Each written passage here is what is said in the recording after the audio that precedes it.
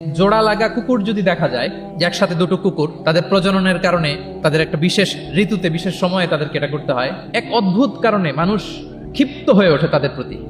কিন্তু আমাদের তো মানবিক হওয়া উচিত ছিল, আশরাফুল মাখলুকাত বলে আমরা নিজেদেরকে দাবি করি। আমাদের কি করা উচিত ছিল? ইগনোর করা উচিত ছিল, let them do there job, overlook করার দরকার ছিল। কিন্তু কোন এক অদৃশ্য কারণে আমরা এরকম দৃশ্য দেখলে হিংস্র হয়ে উঠি, লাঠি দিয়ে মারি, ওখানে মানুষ জড়ো হই। কিন্তু তাদের একটা সফল প্রজননের জন্য, বংশবিস্তারের জন্য এটা প্রয়োজন। আমরা যেন এই কাজটা না করি, এরকম নির্মম যেন আমরা কখনো না হই। কারণ প্রাণীদের প্রতি দয়া দেখানো এটা ছোটখাটো কোনো ব্যাপার নয়, এটাই আপনার জান্নাতের কারণ হতে পারে, এটাই আপনার জাহান্নামের কারণ হয়ে যেতে পারে। আল্লাহ রাসূল সাল্লাল্লাহু আলাইহি ওয়াসাল্লাম বলেন, মান লা ইয়ারহাম লা ইউরহাম। যে ব্যক্তি অন্যকে দয়া দেখায় না, আল্লাহ তাআলা তার প্রতি দয়া দেখায় না। ইরহাম মান ফিল আরদ ইয়ারহামুকুম মান ফিস সামা। এই দুনিয়াতে যারা আছে তোমরা তাদের প্রতি দয়া দেখাও, যিনি আকাশে আছেন তিনি তোমাদের প্রতি দয়া দেখাবেন।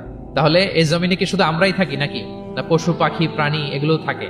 এদের প্রতিও যদি আমরা দয়াদ্র হই, মমতা দেখাই, করুণা দেখাই, আমাদের প্রতিও দয়া দেখাবে কে?